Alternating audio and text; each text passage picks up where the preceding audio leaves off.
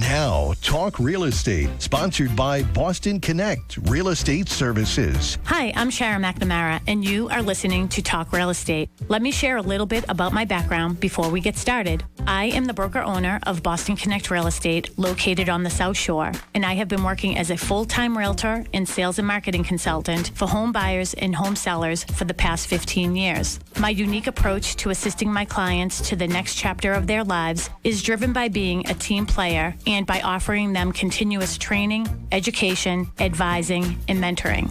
Every week, I will be providing you with real estate topics ranging from home buyer and home seller advice, legal matters, insurance binders, flood insurance concerns, home inspection questions, environmental worries like radon, lead paint, and mold, mortgages and loan programs, staging tips and ideas, real estate contracts, market trends, home values, and more. It's a talk radio show, and you can follow along online.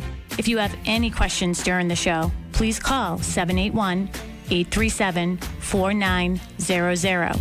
We'd love to talk real estate. If you missed any of our shows, you can listen on my podcast at talkrealestateradio.com. If you would like a one-on-one consultation with me regarding your home sale or your home purchase, you can connect with me anytime at bostonconnect.com or 781-826-8000. Now, sit back, relax, take good notes, and let's talk real estate. Hello, my South Shore neighbors. This is Sharon McNamara, and you are, of course, listening to Talk Real Estate with Sharon McNamara. Benjamin, how are you? I'm doing. How are we doing, Sharon? I am doing great. You're always so mumbled. I can't figure it out, but you can hear us okay? No, actually, something's going on. It sounds like it's turned up a little high. Okay, perfect. Well, we will make some adjustments here, and in the meantime, do you want to play another commercial, and we can figure that all out? Sure. Give me just a second on that. Okay. Tell everybody ID real quick if you don't mind. Okay, perfect. So we are just making some adjustments. To our WATD listeners, if you are listening, we are sorry for this little technical concern here. Actually, that sounds much better right there, Sharon.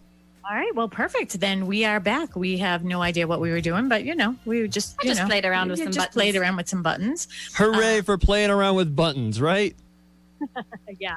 Well, you know what? I think we're better off just leaving everything the way is perfect rather than shutting everything down with the volume wise. Anyways, so another good week. Wow, that week went by fast, huh, Mary? It really did. I don't know where time is going. I can't believe that the end of this week is August. I know. Like August. Where did the summer go? I don't know. But you know what? I have to tell you, I feel like I said this to Mark earlier.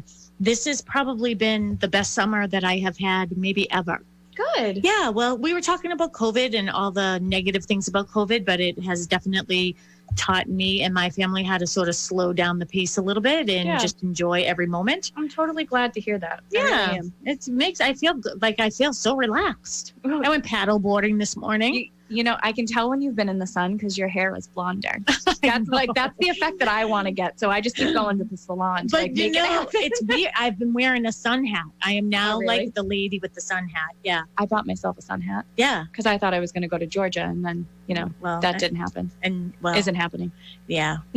I was there with Aruba, so don't. I do have empathy for you though, because it does stink, especially if you're looking forward to it.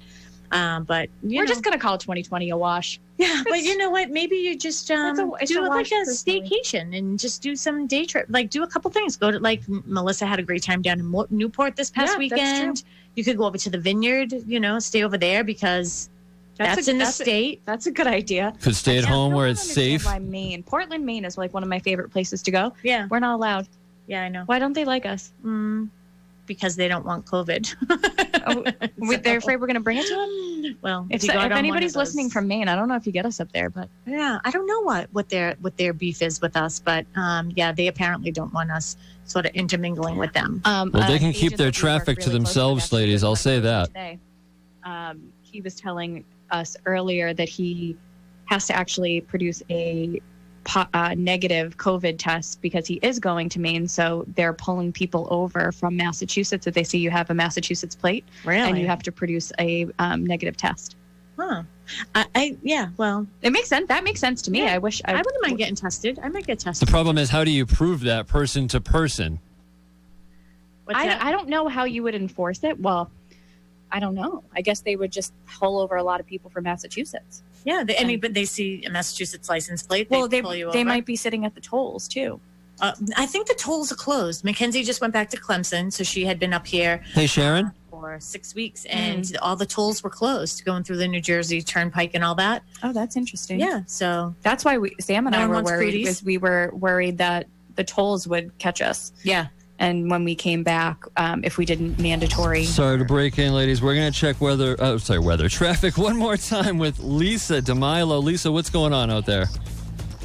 Well, Ben, the expressway southbound's all clear from top to bottom. It's about a 10-minute ride there. Northbound's tied up from Granite Ave to Freeport Street.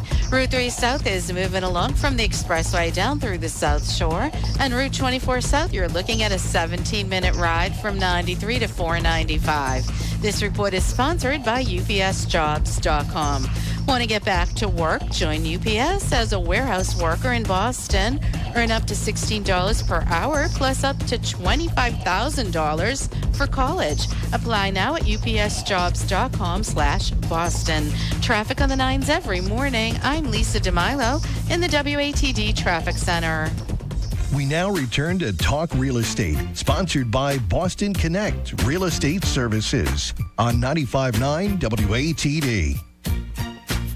We're back. Hello to all our South Shore neighbors. You are listening to Talk Real Estate with the McNamara Broker Team. I am Sharon McNamara, and I am the broker owner of Boston Connect Real Estate, located here on the South Shore.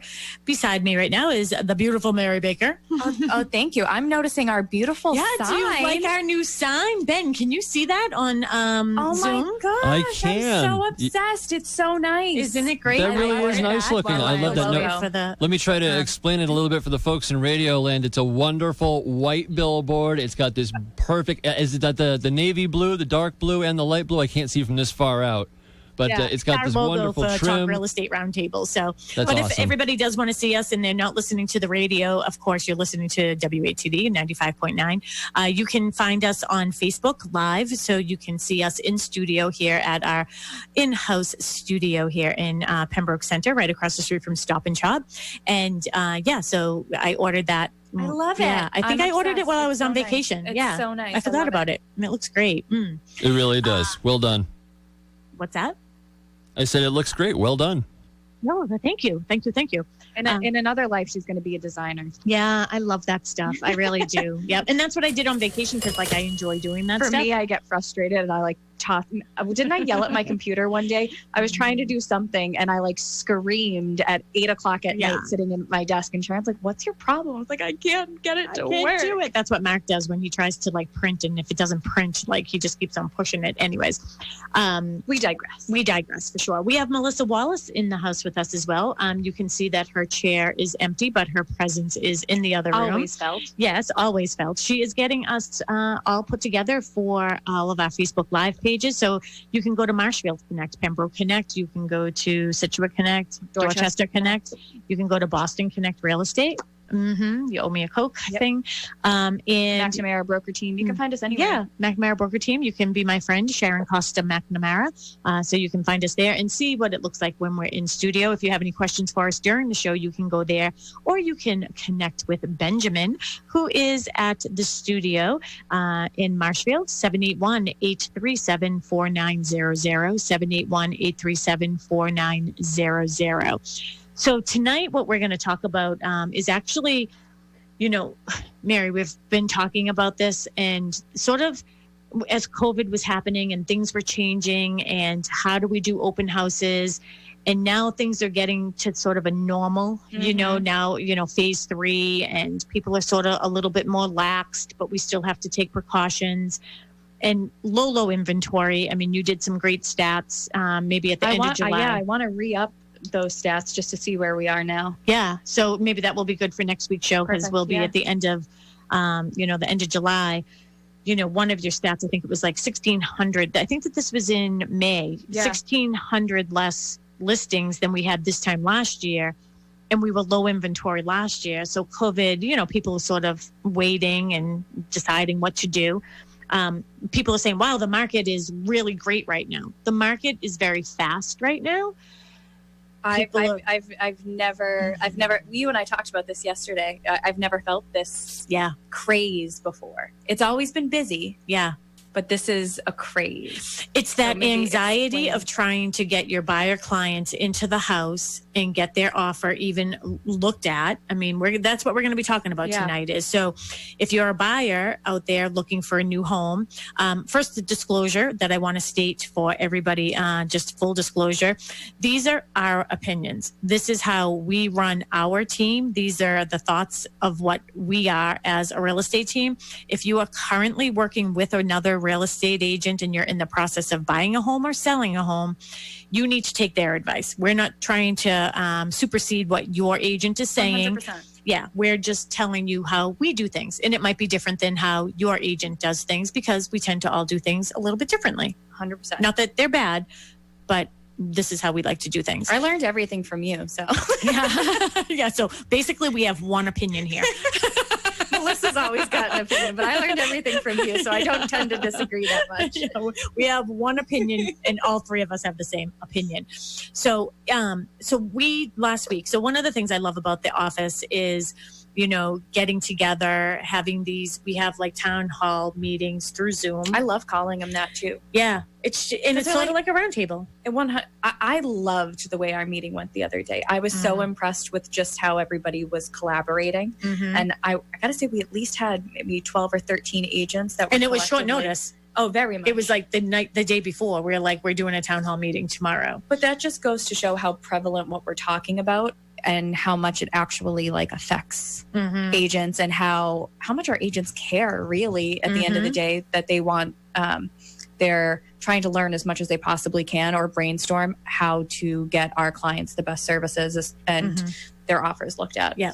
And two, I mean, this is coming from a buyer perspective because we're having a lot of frustration. And that's what our town hall meeting was called, was, the current real estate market and the frustrations that are sort of going along with it. So that anxiety that you felt, I've been in the business for almost 20 years now. So I felt that in 2004, and it made me very, very uncomfortable as well. I didn't like that fast pace, people making decisions with emotion. It was just all over the place. Well, I feel like we're back there again. Right now, so when we had that town hall meeting, actually, it was Trish Flynn, who is, of course, part of the Flynn team. So Trish and Nick Flynn, husband and wife team with Boston Connect. Trish has been with me since day one here at Boston Connect. She was one of our office managers in Bridgewater. She did our trainings in the office. I mean, she's just full of really good insight and wisdom when it comes to real estate. Very, very good agent. They make a great team. And she came to me and said, hey, can we do this? Because I'm getting frustrated. So we put it together. Like you said, I think we had like 12 to 15 people join us. And there's a lot of things that are going on. So I thought it would be good, Mary, because you're seeing things from a buyer perspective because you're out with our buyer clients. And then I'm going to sort of give some examples of why I think some of the things that are happening are not good for the seller. So my mindset is always... Your fiduciary responsibility, my fiduciary responsibility is to my seller client. Your fiduciary responsibility is to our buyer clients, well, us combined as a team. And I just see, we're talking about deadlines. Well, let's just start with deadlines. Okay. We're going to get right into it. Again, if you have any questions, 781-837-4900. We are not going to be breaking tonight for Josh Cutler, our state representative. He's actually in session right now. So Wow, that sounds a little more important than what we're doing. Than being here with us. But we're just a round table, not a session. Yeah, I know. Actually, I thought of that before. Remember the round, the sesh? Yeah, sesh. I liked it. Hi, Mel. Hi. I'm so glad that you joined us. Are we everywhere? Happy to be here. We're everywhere. Yep. We're everywhere. So why don't we talk about, for our WAT listeners and for all of our listeners on Facebook and everything, what we're seeing with offers and explain to them what I mean by deadlines. So typically, and I'm sure if anybody is working with an agent, or you could probably go on any of your third-party sites and see in the description, offer deadline Tuesday at 5 p.m. Well, so essentially what that's saying to agents and buyers is get your offer in by 5 p.m. on Tuesday. for it to be reviewed. Do you want me to give my opinion on that? Yeah, because I mean, what are you seeing? Okay. What are you seeing happening? So it's like, how are you making showings and all that? Like, what are the difficulties that you're seeing as a buyer's agent? Yeah, I'm trying to explain my frustration without actually being too frustrated. I'm pretty sure you can't drop an F-bomb here on WATD. Seriously, I'm like, I can't believe this is actually happening. Please don't do that. In our open house, It was real talk. Yeah. So what we're combating as buyer's agents being out there, and every property that you're trying to get your buyer into seems to have an offer deadline of, say, Monday at 5:00. But then the showings don't begin until Saturday or Sunday for 2-hour blocks, where they're only allowing one group in every 15 minutes. And in doing that, I mean, there's only so many rounds of 15 minutes in 2 hours over 2 days. It's becoming increasingly difficult to schedule appointments for your buyers to get into that house prior to the offer deadline. And I think there's a lot of factors. It's low inventory, it's price point, it's desirability of the area, whatever is bringing it up. But for the buyers, it just seems as if not that they're being left out or they're being pushed aside, or like, why didn't the agent act quick enough to get me an appointment? Why can't they show it to me afterwards? Why can't I have a private showing? We had one of our buyer clients literally was upset with us. We've been working with him for years. 5 years we've been working with him, jumping through hoops, and because of the way that things are happening right now and trying to get appointments and not acting quick enough to make the appointment, it's our fault suddenly. So I think that's what we want to get clear, right, is the frustration that we're feeling is for our clients, because our clients are so frustrated too. Oh yeah, they're frustrated, and not even, I'm not putting the frustration solely on us. It's just with the whole process in and of itself. Like, I went out with a set of buyers that we have this weekend, and we showed up to an open house, and there was a line of cars, I'm not kidding, all the way down Brook Street in Hanson, if you know what I mean. And there were people beeping at people, and it was just chaos and chaotic and uncomfortable, and you have to stand outside in the heat. So not only is it frustrating from a mental standpoint of, all right, well, this was at the top end of my budget, I don't even have an opportunity. It's mentally and physically taxing to go through these situations. And that's the other thing too, is actually I can see right now that Steve Webster from Success Real Estate, I used to work for him before I opened up Boston Connect Real Estate. And if he wants to sort of pipe in, he can call into the studio, 781-837-4900, Steve.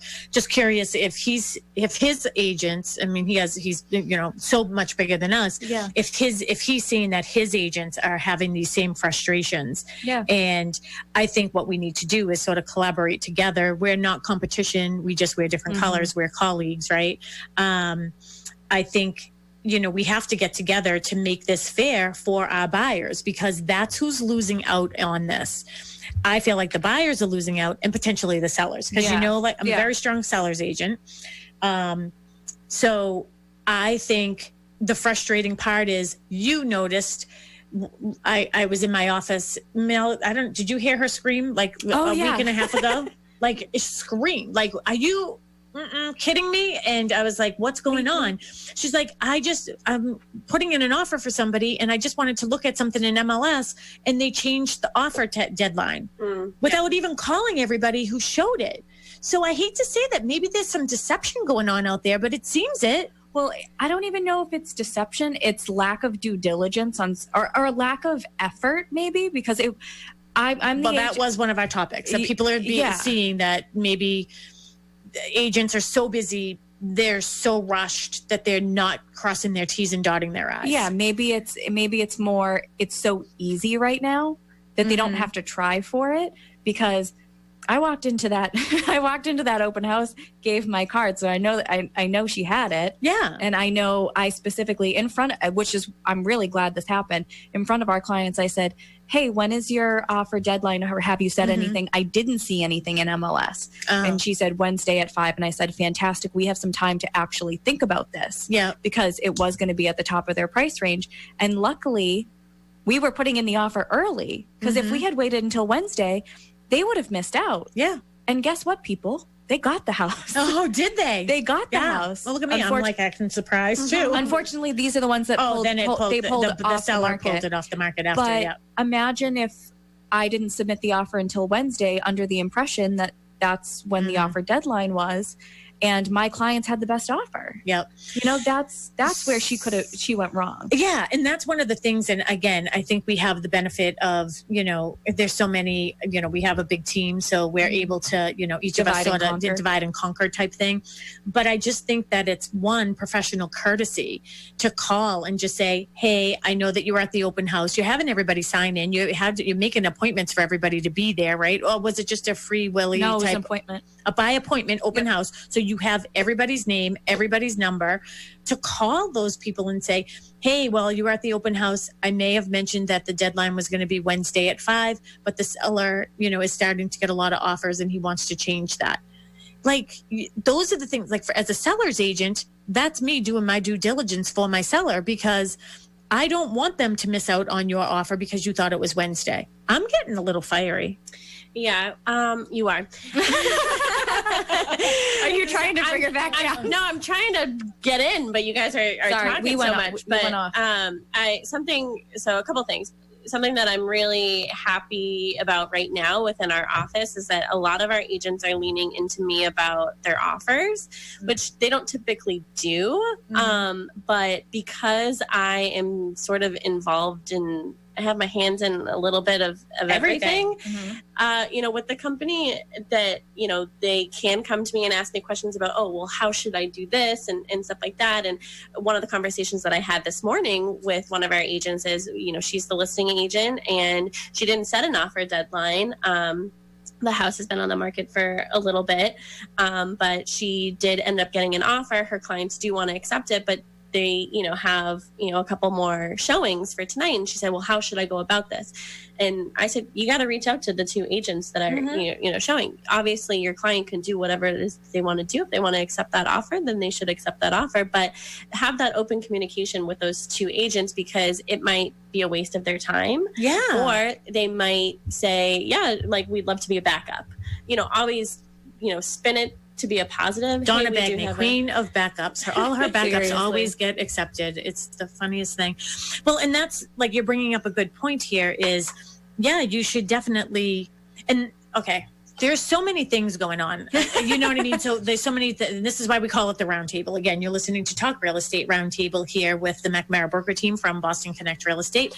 I am Sharon McNamara. We have Mary Baker and Melissa Wallace. Dustin Hughes is not with us tonight. He and Casey are moving into their new apartment in Boston. Sorry to butt in, but I do have a text from Ben. We can't hear him, but he said that Steve Webster's on the phone with a comment. Okay, perfect. But he doesn't know if we can hear them. Okay, so why don't we try that, Ben, okay? Let's go right ahead. Steve, are you there? Okay. Hey, Sharon. Hi, girls. How are you? Hey, Steve. Thank you for listening and calling in. So everybody who is listening, this is Steve Webster, and I think Steve and I are a good example of two brokers that know how to play well in the sandbox. Very collaborative. Yeah. So, and it's just a mutual respect, I think, that we have for each other. I was with Steve before I opened up on my own, and very high regard. So, Steve, did you just have a basic comment, or do you feel as if you're seeing some of the same frustrations flowing through your office as well? Well, I think that this is a very good timing on this topic, because a lot of the agents right now, and I really, you have to throw the blame at the agents' feet, because we're the ones doing the open houses, we're the ones controlling the offers, and we're the ones setting the rules for the game. And when there are no rules for the game, there's just a ripe opportunity for people to get annoyed and feel like they got cheated. So when you have a multiple offer situation, it's really, really important that the listing agent knows how to deal with that situation and knows how to communicate the rules of the game to all the parties that are playing so that everybody gets a fair shot and that the seller gets treated fairly and that the buyers get treated fairly. Because if you talk to the buyers, you say, look, you have one shot at this. You need to let us know by 6 p.m. tonight what your highest and best is. Then if they don't get it, then they're going to be okay because they were treated fairly. But if you tell people that the deadline is 6 o'clock tonight and, at 4 o'clock the house is under agreement, then that's exactly what you guys are talking about. It's just, it's a terrible situation. And it makes you look all really, over the place, really bad. Steve. So do you remember this? You were in the business obviously in 2004 as well. And I remember, that excitement and hype of all of it. So I had only been in a few years at that point, but it always made me anxious. And we are supposed to be doing the best for our clients. And you're right. It is the agent's responsibility to sort of, and I don't want to say control your sellers and to just don't accept that offer just because a buyer's agent gave that deadline. So if we say, for example, okay, all offers are due by Tuesday at 5 p.m. and then an agent comes in with an offer $50,000 over asking and says, I want an answer tonight.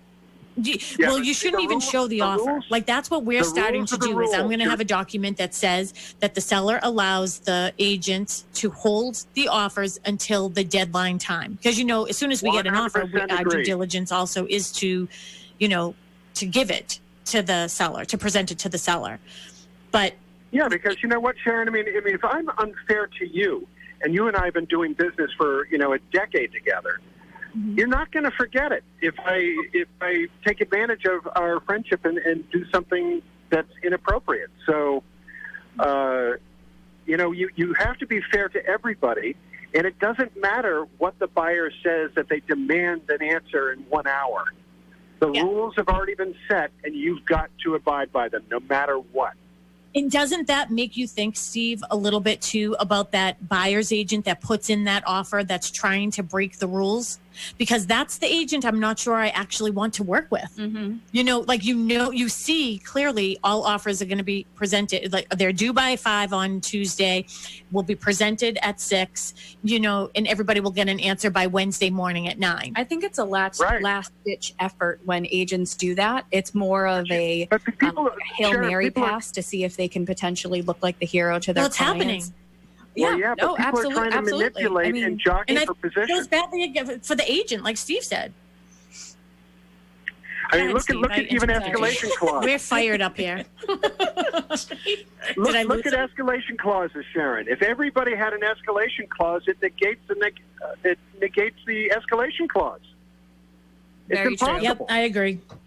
So you've got to have. I mean, we don't do escalation clauses for that very reason.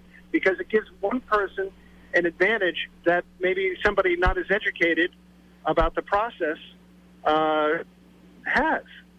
So we don't do it because it's unfair. Well, and the other thing too, Steve, is, this is all from the perspective of the buyer. So Mary is out with our buyers.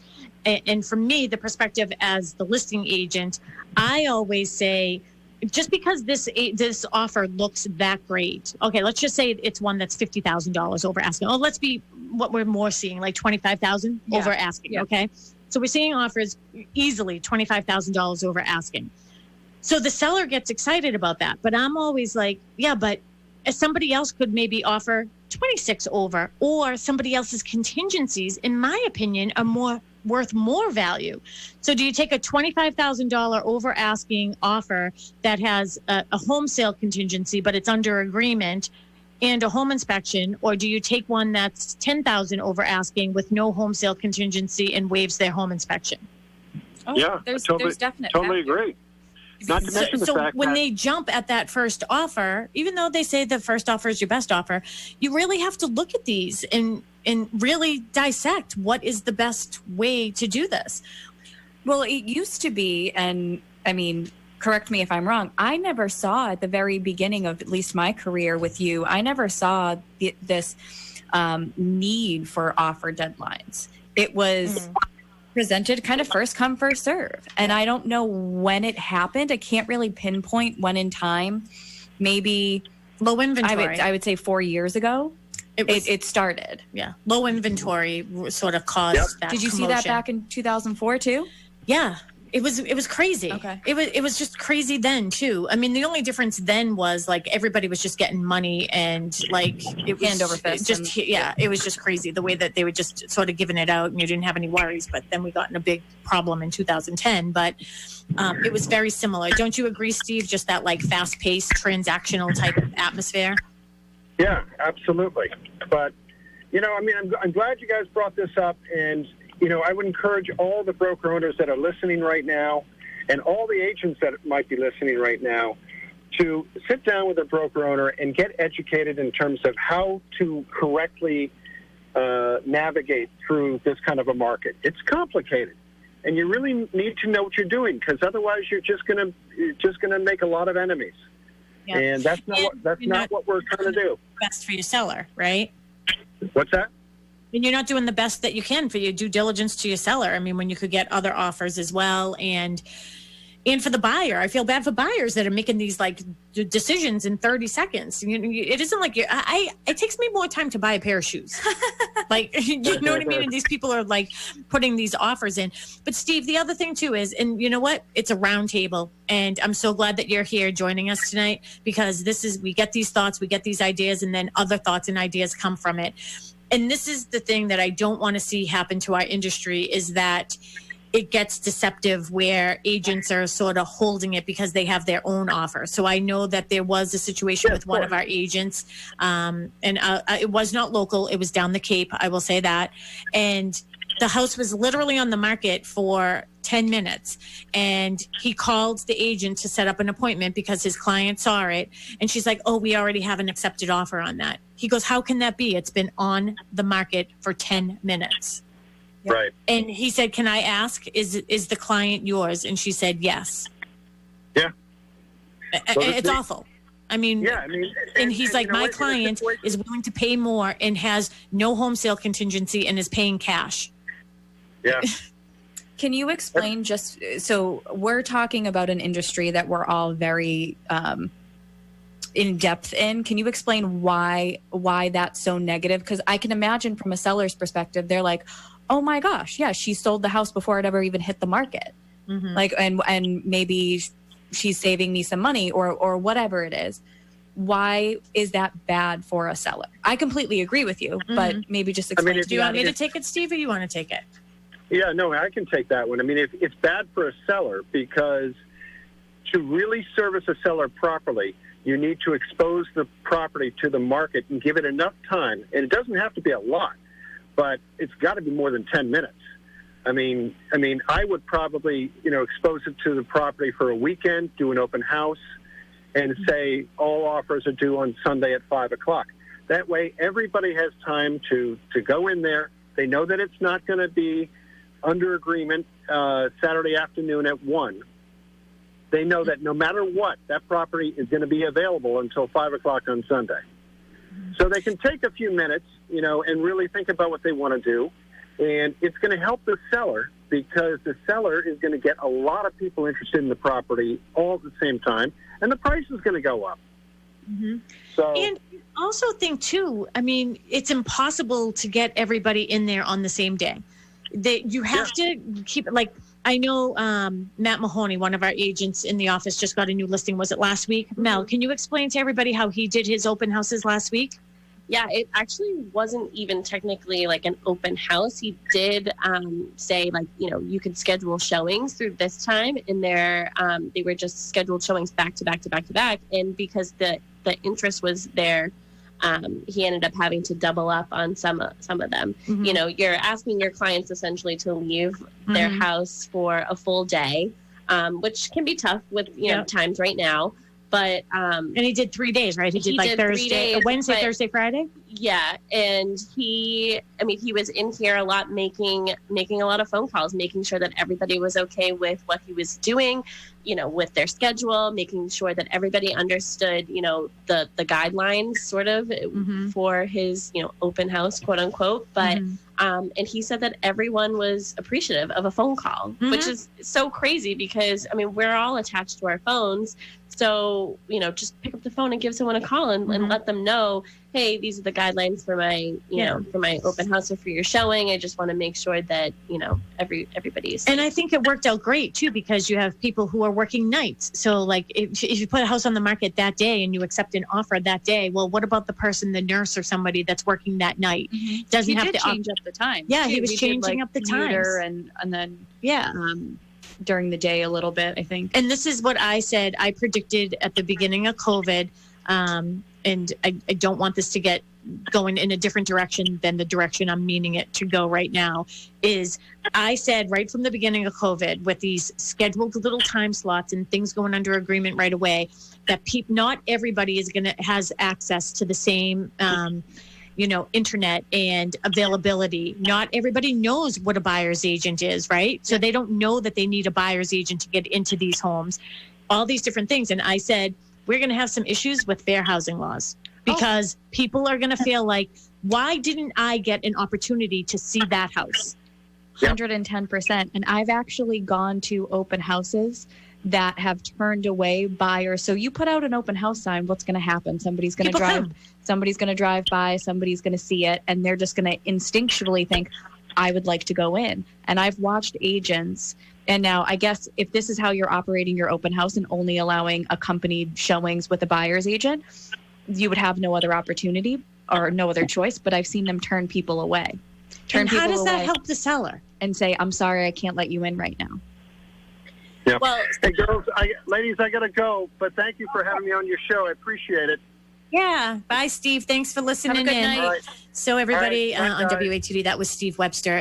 He is the owner of Success Real Estate. And again, I think that this is our show and we're doing this, but I think what we need to do as agents is collaborate with each other and broker to broker, agent to agent. Let's all play in the sandbox and help our sellers and help our buyer clients to get what they want. Someone wants a house and somebody wants to sell a house. And I just think that we have to get back on track, and these little tactics that people are doing in order for their offers to get accepted is just too much. So something that Steve mentioned. But Mel was going to say something. Sorry. So something that Matt did, he didn't put it in as a public open house. He put it in the description. So that description is fed to all of the third-party websites. So it was still sort of, come and see this house, but during a specific time, please reach out to the listing agent. And it was able to be fed to the third-party websites, which typically it doesn't. But right now they're being a little bit more lenient with, in person and sort of Zoom showings and stuff like that. So that's how he was able to sort of be able to still open it up to the public. And even if you didn't have an open house in the beginning of COVID, one of our agents wanted to continue to host open houses, but not have it be sort of too much attention. And I said, well, then you can't put out signs. Then it can't be an open house. It has to be scheduled showings. So, we're still sort of, figuring out what's best. But obviously what is best is to get as many people through the door safely. Because, our goal is to sell the house. To sell the house for our client. We actually have a listing coming on. Pictures are tomorrow, so we're hoping to get it on the market Thursday night. So I will be doing it coming soon. Oh, you did? Great. So 48 Stanford Hill in Pembroke, and I will be there on Sunday from 10 to 12. So nice and early before you head off to the beach or wherever you're going. Cookouts with 10 people or less. No, we're past that now, though, right? We can have more than 10 people, I think. Just 6 feet apart. Yeah, or a mask. So. Yes, so I will be there again. It's a beautiful, beautiful home, 4 bedrooms. It's just great. Salt water, swimming pool, and it's going on the market for $750,000. We also have another listing coming back on the market tomorrow. That's 4 School Street, and if everybody remembers, it's an antique home that is in Pembroke on the sort of the intersection in Bryanville Center there, and a tremendous price adjustment. They ended up getting rid of the industrial kitchen, so all of that equipment is gone. I think it was tough for people to figure out what they were going to do with it, but we were on the market for $525. We just dropped that price down to $450, and that is a great house. That's a steal at $450. It is such a steal at $450, and it's crazy. It's huge. The house is huge, and it has that whole barn garage with upstairs, and you can have a business there. So I keep on thinking, wouldn't that be a great place for a yoga studio or something like that? I would love to have a yoga studio within walking distance to my house. That would be great. So anybody who does that, please open up a yoga studio over there by this house. So you were going to say something that Steve had brought up. One thing that Steve mentioned is when we're getting all of these multiple offers and people don't have time to really think, like you haven't set the expectation, you haven't set the offer deadline. What we see happen, and I literally just saw it on a listing that one of our buyers was trying to get into. She had it on the market for 3 days. I called and there was no offer deadline set, but she said, we have multiple offers. We're going to be accepting something at 12 o'clock today. And I said, okay, well, we can't get there. So and there was no offer deadline, so I couldn't be upset about that, right? It's back on market. And why is it back on market? Because there was probably such a mad rush. There's not long enough time for them to have a home inspection.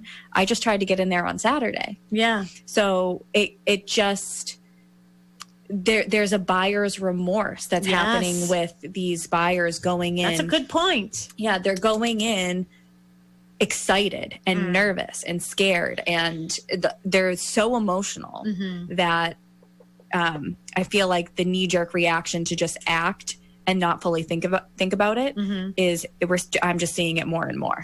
And that's how I feel like that, back in 2004 when this was happening and I was out there, I was the butcher, the baker, candlestick maker because it was just me.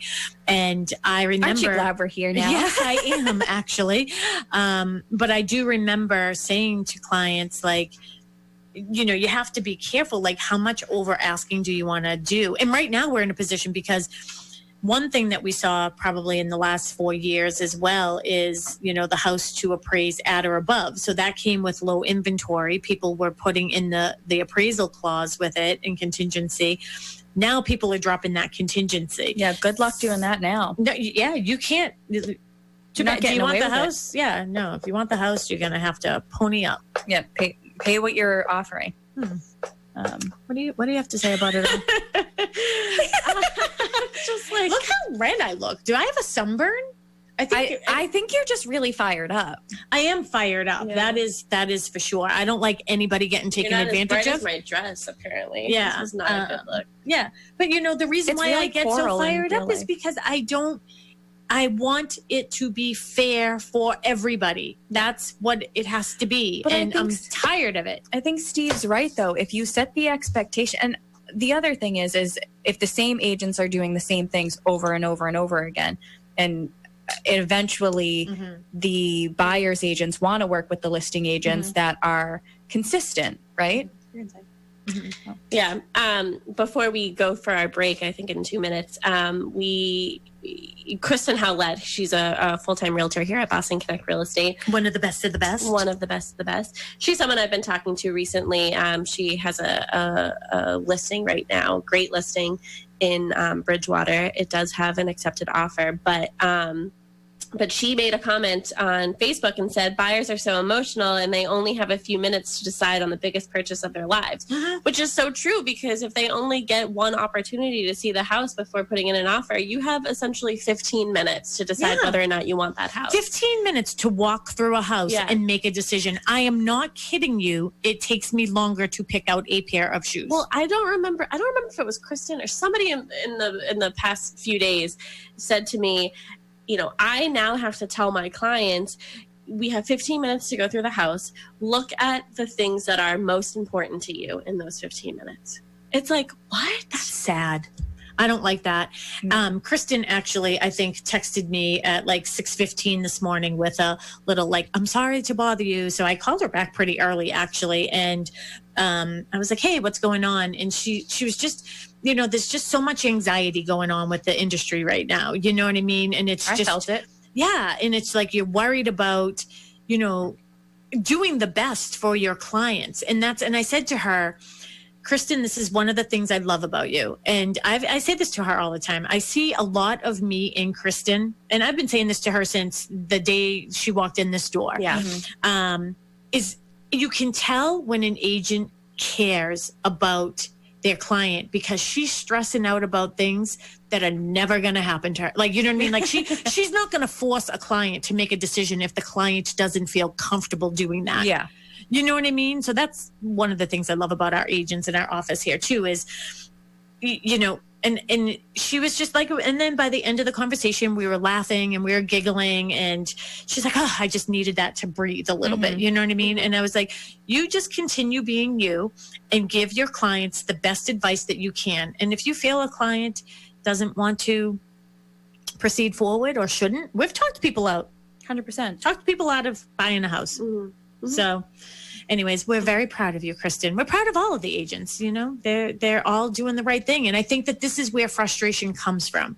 When you're trying so hard for your clients and you're following the rules, but yet you see other people not following the rules. And it isn't even like, Steve had mentioned this is really the agents who are controlling this. Yes, I agree with that.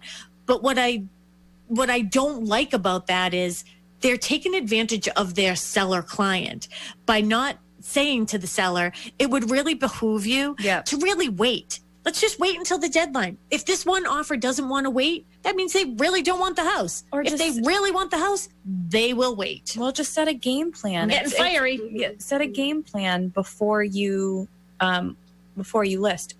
On that note, what are we going to our break? Yep. All right, you want to bring us into our break? Sure. So we are going to be continuing our discussion on offers during this crazy time in this crazy market. So we'll be back in a few minutes. Here is, not traffic, news. Here's some news.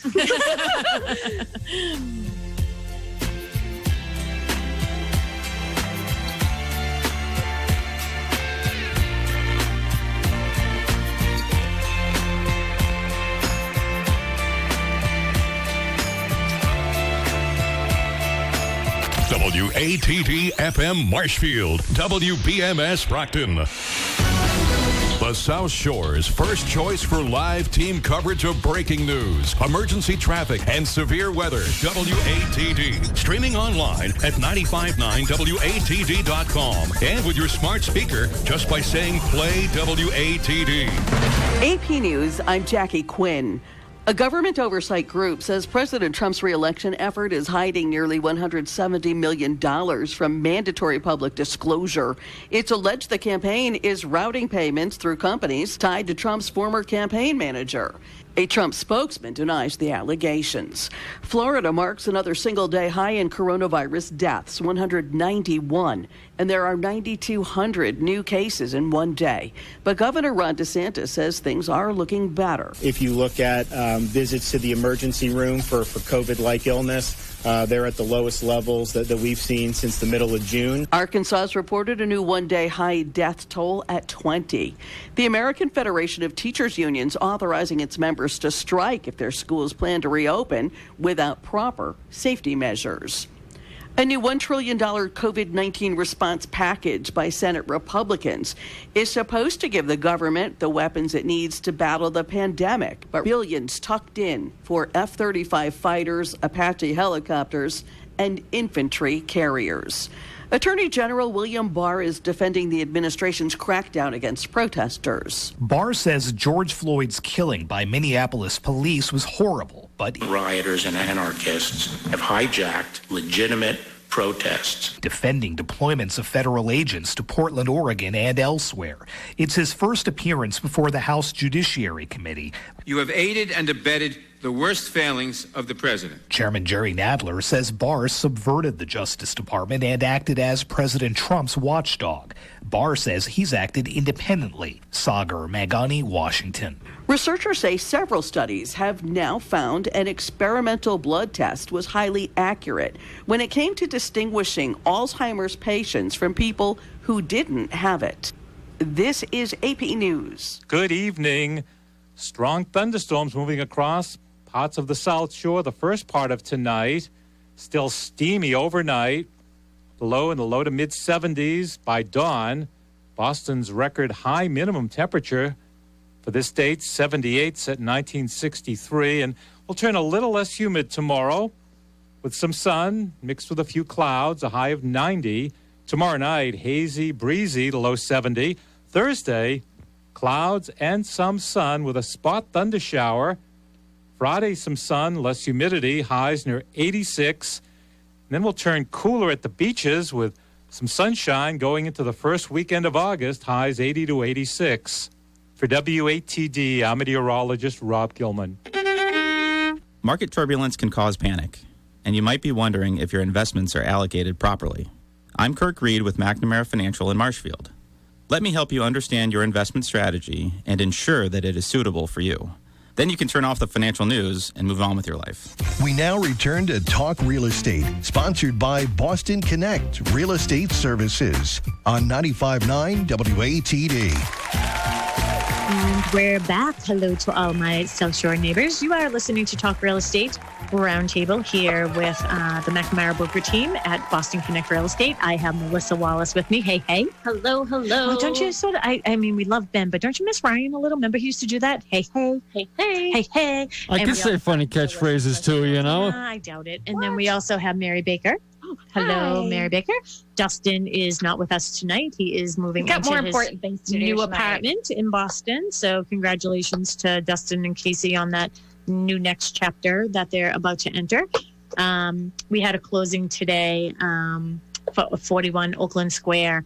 And these people are so, we have like the best clients. Did you see our gifts? Oh, yeah. I was the tequila's for me. So it's already up on your desk. Don't you worry. Yeah, I know. Well, I told saw her it. that you said that it was for her. Yeah, the tequila's mine. I'm letting you know. Yeah, I was.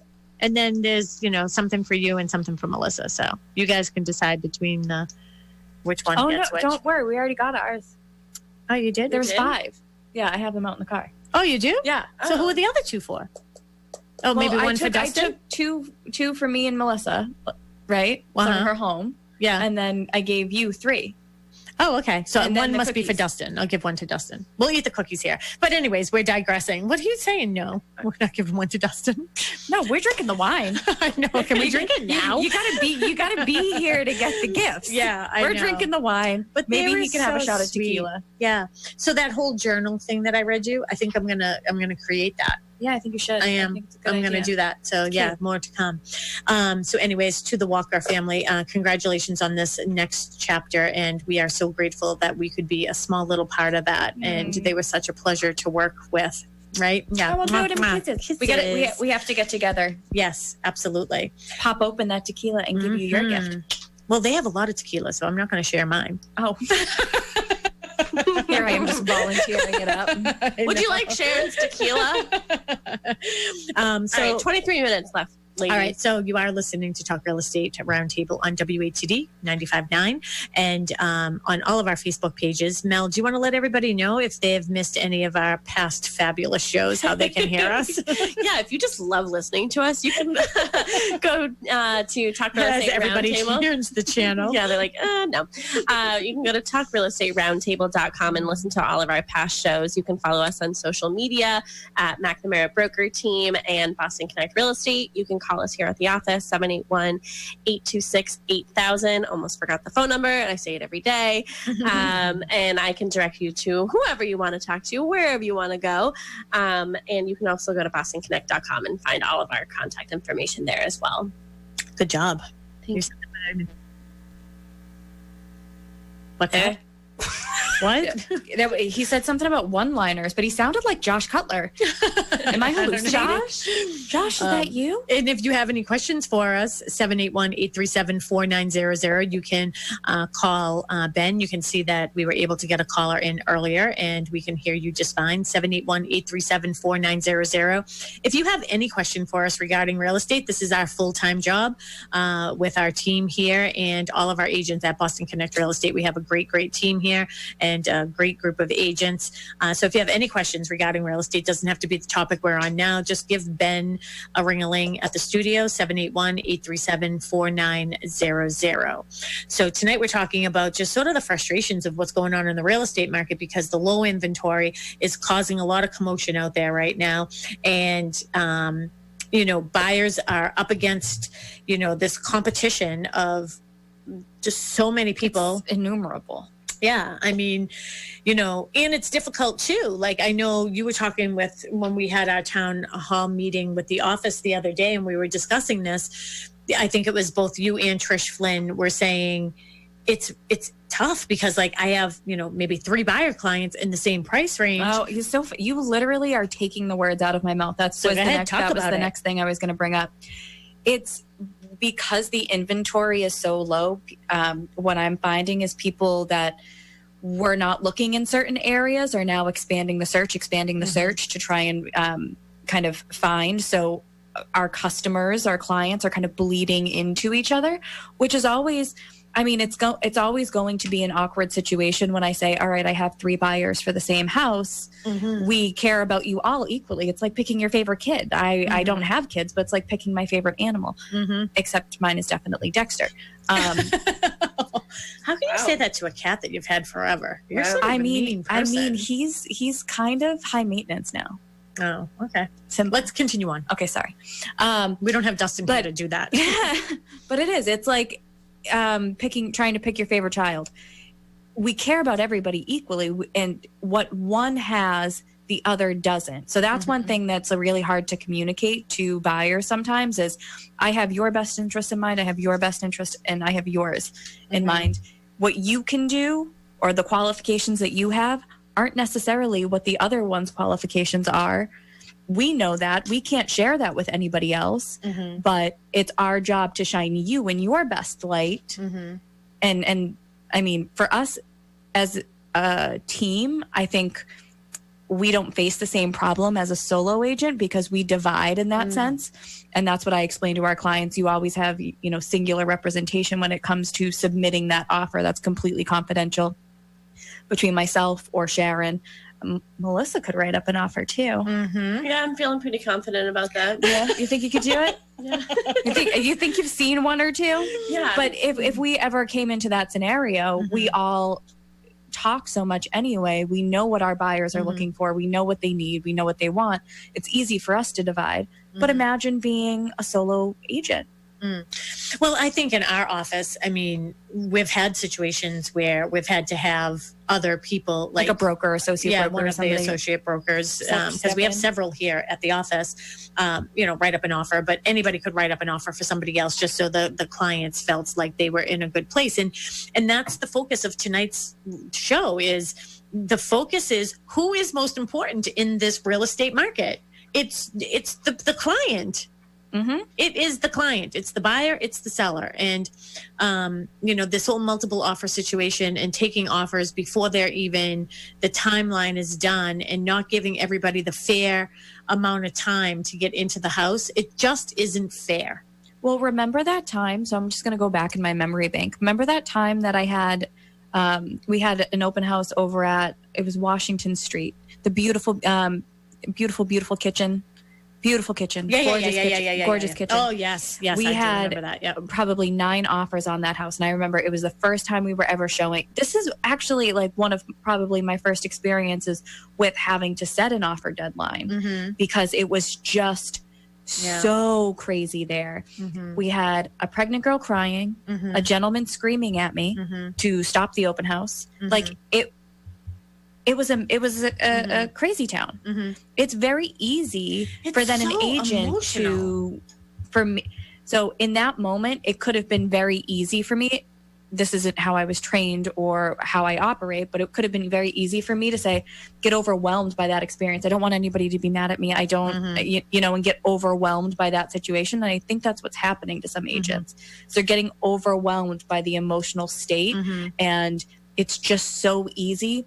All right, let's take the first thing. Yeah. Let's just get it behind us. Move on to the next. I gotta get the next deal. And that's what we talk about this all the time too. And Mel does such a great job when we have multiple offer situations, getting all the offers together, putting them in our spreadsheet, and us being able to sit down and look at them. I love when we play our little game, like which offer do you think is the best offer? We should have like a percentage of how many we've gotten right. And I feel like we get it right like all the time. all the time. There was only one. There was only one. Yeah, there was only one that was really difficult for all of us. Even recently. Yeah, recently there was one. I was like, I don't even know which way to go on this one, but flip a coin. I think, I know. Well, somebody said that somebody lost an offer. Yeah, in Laurie Reaney, who is she is our empowerment team. I would be director of our training here, training, education, advising, and mentoring. That's how our team is. They flipped a coin. The offers were so they close. were identical price, dates, everything. So they flipped a coin. But Laurie was like, well, which offer came in first? Yeah. What if her offer came in first? And but I know. Isn't that awful? Yeah.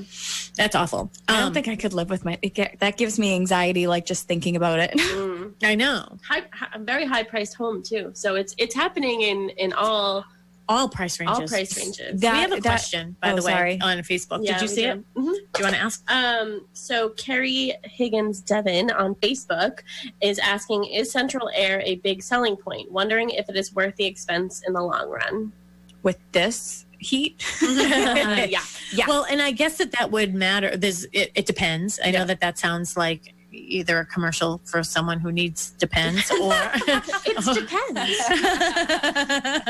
or it's what an attorney would say, or something. Yeah, but it really does depend. I mean, I would say I don't think that I would go through the expense of putting in an air conditioning system right now to sell my house in a month. Yes. If I was going to enjoy the house with the air conditioning for a while, I would say then at least you're getting the enjoyment out of it. But there are other things that you could do as well. And this was Kerry, right? So there are other things that I would suggest as well, is that if AC is that important, I would say price your house according to the condition that it's in without AC in it, right? And then if it's that important to a buyer, that perhaps maybe you could do like a concession towards it. You know what I mean? Yeah. So seller will give a $5,000 concession toward a central AC system. And I don't know that you could get it done for $5,000, but it would be $5,000 towards it. And it really does depend what kind of house you have. If you have a house like Mary's, that is not going to be an easy task. And we put it in here and it was pretty easy. In this house, right? And then we put it in, I added it to my house probably 4 or 5 years ago. And that was relatively easy. So there's so many variables with that question. So if it's a long-term thing, I would say, do it because you're going to enjoy it. And nothing irks me more than seeing a window AC hanging out of the front of a house. It's my only window. I'm sorry. I can't even drive by your house anymore. It's my only window. I can't do it. I see, like, I come from the mentality of we don't have AC at our house and it's hot. Like, it's really, really hot. So for me, you nailed it on the head by saying if it's something that you're going to enjoy and you're going to get use out of, like Sam and I have already talked, it's a next year thing, 110%. That's going to be our main goal, because it's not enjoyable with this heat wave that we've had. And it's not even a wave. It's been all of July, right? Yeah. It's been very hot. Pretty much. I have not shut off my AC since I put it on in the spring, because I put it on. Remember, we had some warm days and then all the pollen. I have not. It has not shut off. Yeah. I just keep it at one normal, sort of like here, right? We just sort of keep it at one. I'm frozen here though. Well, that's because We're it's sweating. 90. It's 90 degrees outside. Yeah, it's trying to fight the heat that's outside. Yeah. But I mean, even in the old office, I told everybody, Wear a sweater. I used to have Donna Bagney used to bring me in, she brought me in a blanket every summer that I would sit with a blanket. I just have the mentality of I'd rather be cold than hot because you can't take your skin off. Okay. Like you can take your clothes off. It might be uncomfortable for other people, but like you can't take your skin off, but you can put more clothing on. So I'd rather be frozen ice cold with 10,000 blankets on me, you know? All right. So I hope that answers, Carrie's question. But Carrie, if you need a follow-up to that, or if you want to give us more information, just put it right there in Facebook, and we are watching. Again, you are listening to Talk Real Estate Roundtable here on WATD 95.9. If you have any questions for us, it could be about anything real estate related. We're happy to answer for you. 781-837-4900, 781-837-4900. We'd love to take your call. We'd love to know that more people than Steve are listening to us tonight.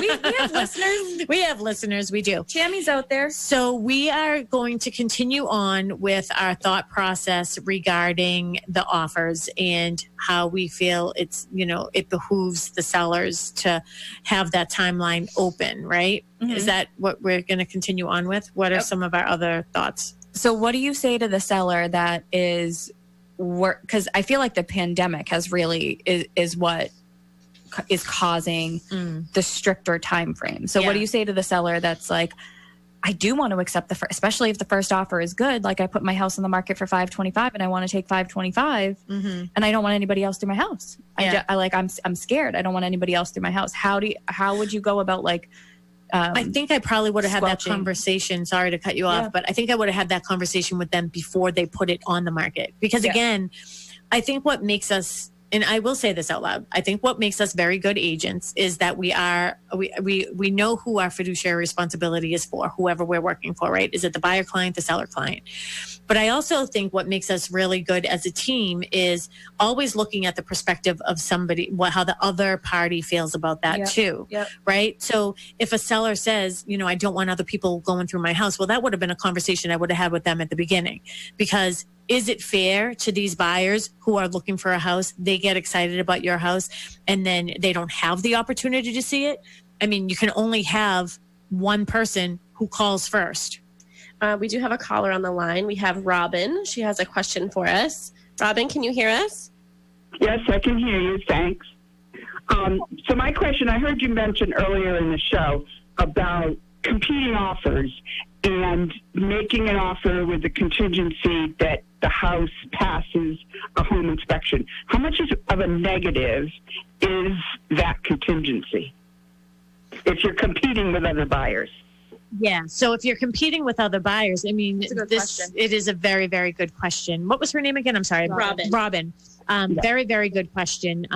Both Mary and Melissa, all of us will have an answer for this. So from a seller's perspective, I'll take the seller's perspective. The seller is going to be like, right on, we're going to take that one. Because I always say to my seller clients when I put their homes on the market, buyers are looking for what's wrong, not for what's right when they're doing their home inspection. Even though home inspection is really to educate you on what the house is and all the parts and moving parts of it. So I feel that the seller is going to love that because that's going to end the pressure for them. They don't have to go through that process. Mm-hmm. So let's just say a house is on the market for $500,000. There's competing offers. So any competing offer generally is going to be at asking or above. So let's just say you went to 510 and you waived your home inspection. And now we look at 5 other offers and maybe one of them is at 515, but they have a home inspection.